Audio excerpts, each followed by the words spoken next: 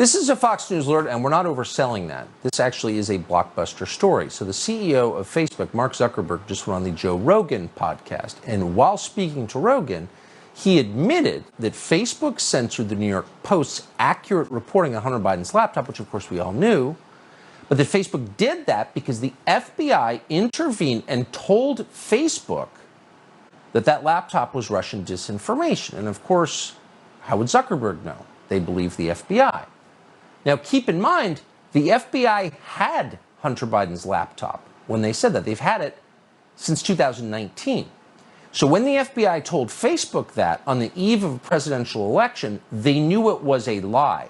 They interfered in the last presidential election. If ever there was an attack on democracy, it's the country's largest law enforcement agency weighing in a dishonest way 3 weeks before the voting begins. Here's a clip.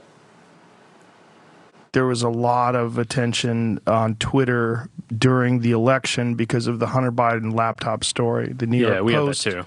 Yeah, so you guys censored that as well? So we took a different path than Twitter. I mean, basically, the background here is the FBI, I think, basically came to us, some folks on our team, and was like, hey, just so you know, like, you should be on high alert. There was we thought that there was a lot of Russian propaganda in the 2016 election. We have it on notice that basically there's about to be some kind of dump of that's similar to that. So just be vigilant. So the FBI censored the story. Just to recap, in case you didn't live in this country prior to 2 years ago, that's not allowed. You're not allowed to do that. That is election interference. That is an attack on democracy by our most powerful domestic government agency. It's unbelievable.